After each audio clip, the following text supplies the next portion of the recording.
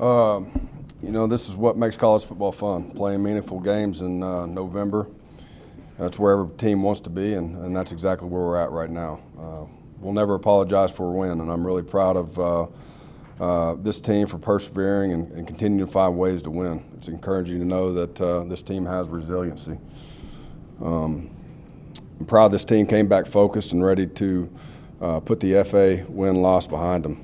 When you go through a tough game like that and you don't surrender, it shows strength, and we can definitely build on that. You can learn a lot from losing, and I believe this team did that. They learned how to persevere and stay focused on our goals. From a coaching perspective, it's easy for us to motivate this team because we know that we haven't even come close to reaching our full potential. We have seen signs of how good we can be, but we haven't been able to put it all together for 4 quarters.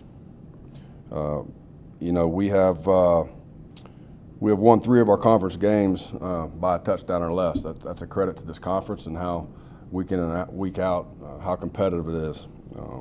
We've been tied or trailed in the second half of every conference game, you know, and we still yet have taken a lead or gained a lead early in the game and taken it wire to wire.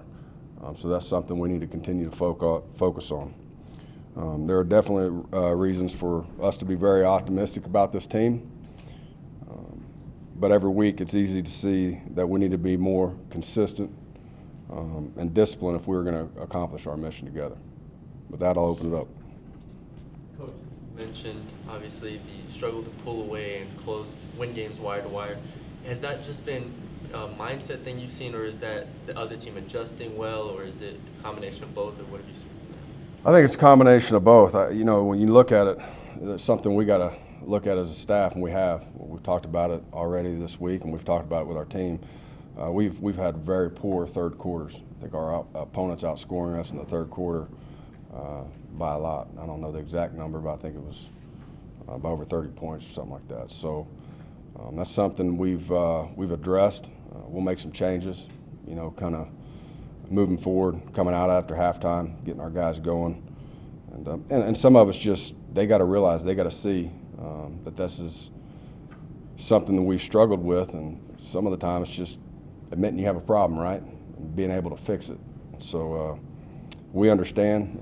We got to come out much better in the second half and, you know, be able to finish out some of those games better than we have.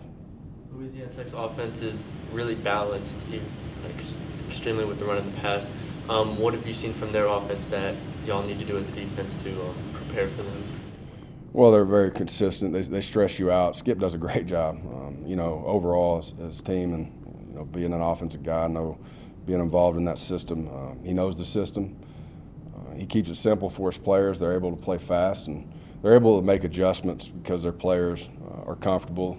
And they see the adjustments they need to make.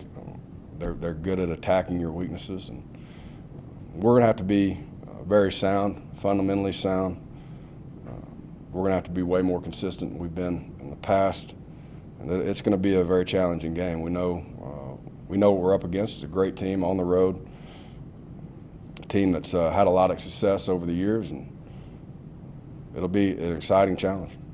There were obviously high expectations for the receiving core coming in with the new group and everything, but with last game, y'all now have 5 receivers who have had over 100-yard games. Have they even exceeded your expectations from earlier this year with how good they've been? No, they really haven't. You know, I still think we need to be more consistent. You know, the other night, we've been a lot better with play in, play out, just taking care of the football and no drops. You know, I think we had 4 this past weekend, which is not our standard. We still have a lot of room for improvements.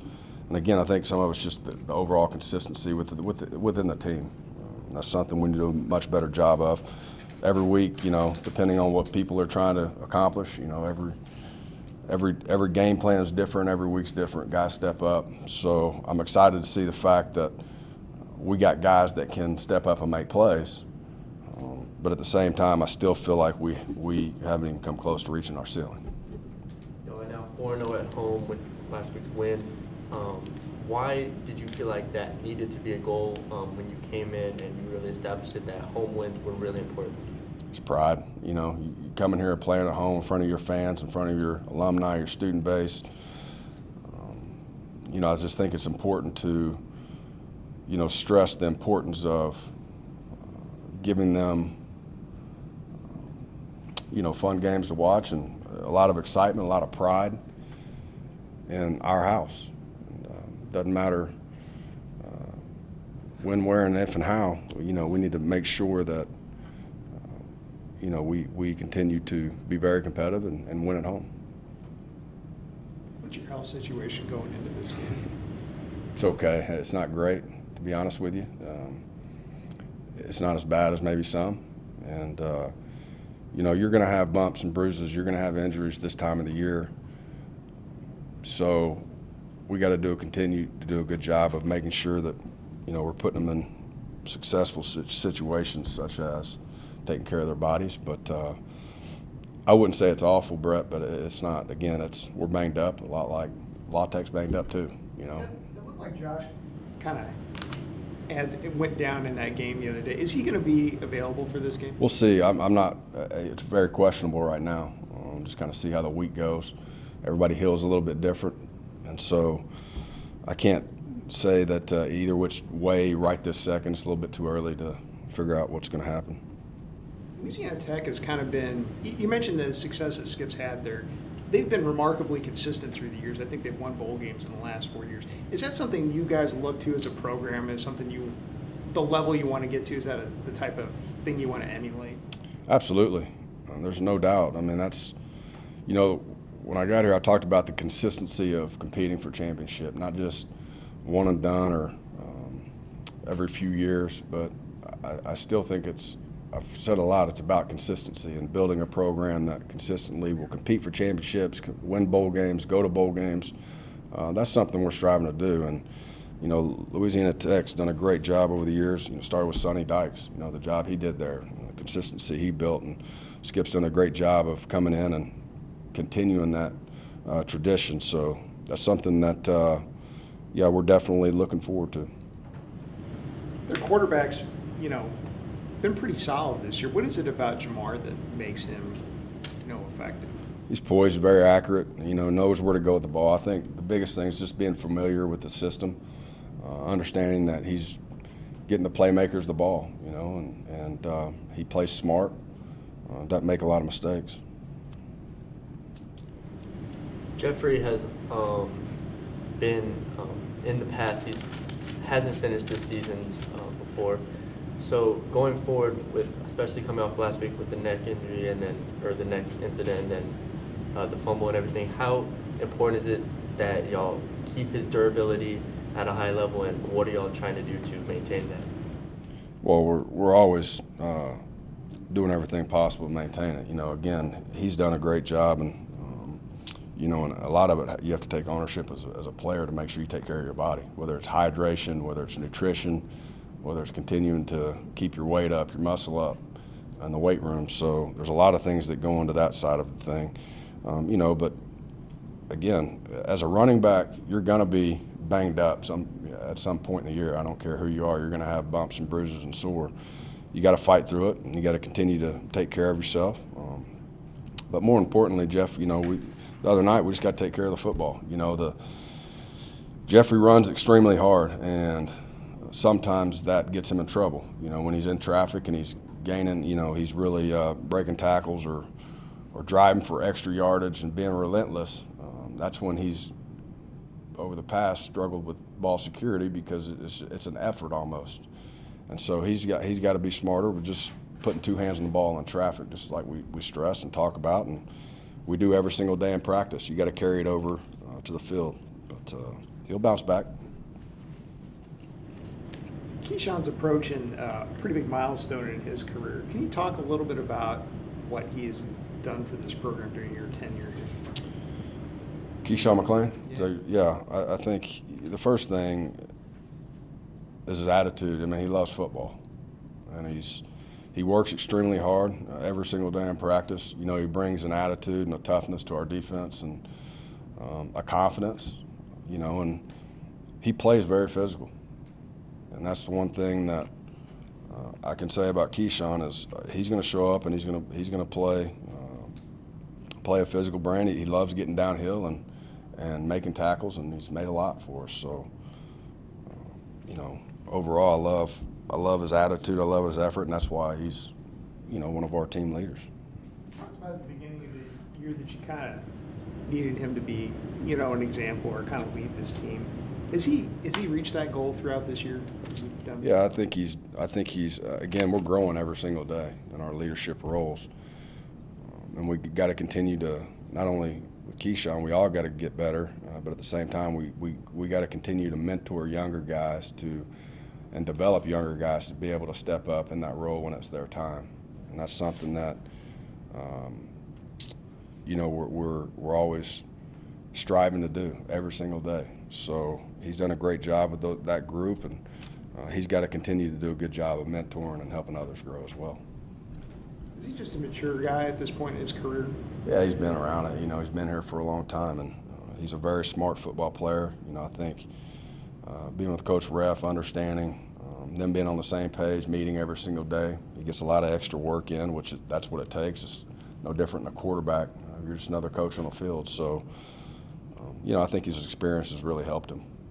A lot of times players like him, they kind of see the end of the line and they play better down the stretch. Do you kind of sense from Keyshawn that he really wants to capitalize on these last few games in his tenure at North Texas? Yeah, I think we talk about those guys, what legacy you're going to leave. What's this class going to leave? And you're going to leave some type of legacy. Every class does. And so how do you want to be remembered? I think he takes that to heart, and I think he wants to make sure that he leaves on a great note, and that him and this class has set a great legacy for, our future and our future traditions. You think he has NFL potential? We talked about that at the beginning. He really wanted to show this season that he could, make it on the next level. You've coached a lot of guys that have gone on to the league. Do you think he's got the potential to maybe have that opportunity? I definitely do. And again, with a lot of it, it's just finding the right fit, in the NFL. And I can't speak for, how they evaluate. I've never been there. And so, I think a lot of it's different guys finding the right fit, catching on. And I think that has a lot to do with it. But there's no doubt in my mind he has the potential. He has the drive and the determination. And I just think he's got to continue to, get better every single week and keep competing the way he is, and great things will happen. You just got to stay patient and make sure that you're doing everything you can possible right now and not looking too far ahead. Coach, y'all are back at the top of the division, going back on the road. Can you tell that the FAU loss is still motivating the team in a way, or is that something you need to wait until game day? I think I said it before. Games like that, you're either you can learn a lot from games like that, and it's never easy. It's challenging. It's you never want to be in those situations. But I do think our team has really grown through that situation, understanding that you got to be focused every single week. And again, I take no credit away from FAU. They dominated us. And so not that we were the better team whatsoever and we just showed up and weren't ready to play. I'm just talking about the little details of the preparation that can get away from you quickly, and I'm talking about really quickly. And so I think we've learned, just the mental focus and the edge you have to be on in order to, compete in games like that. Also being on the road, you're down 30 guys that usually are there to, pick you up and produce a lot of energy on the sidelines. It also teaches you you have to do that with 30 less guys. Everybody in the country does. And so it's just learning how to play on the road. You gotta take it to another level, and it's really important just to stay calm, do your job, play smart, play discipline. But I think it could be when you look back. Hopefully, it's one of those situations that you look back after the year and say, we learned a lot from that game, and we're a better team and program because of that, as coaches and players.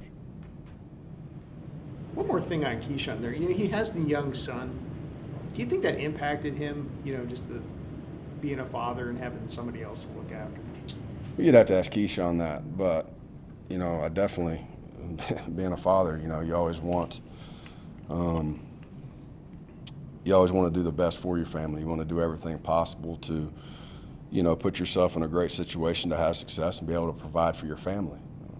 And I know, but at the end of the day, you'd have to ask Keyshawn, you know, some of the motivational factors. Again, I think everybody's different. And, but yeah, I think he definitely wants to be a great provider. You seem like you were really happy with your two young running backs, the way they played the other day. Is that just a good sign for the future? I think so. Again, I've been excited about those guys really all year. I think they've been very consistent when their role has gotten bigger within the games. You know, from game one on, I thought Nick had a really good night.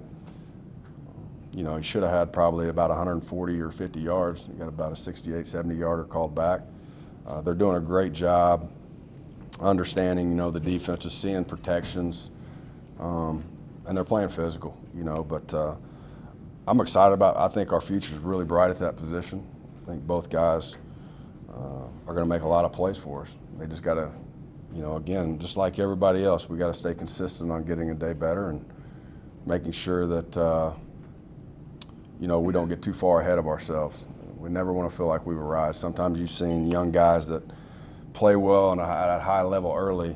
Sometimes you get that slump in that sophomore or that junior year, and that's something we always have to guard against. But those guys are mature, they love football, and I don't foresee that being an issue.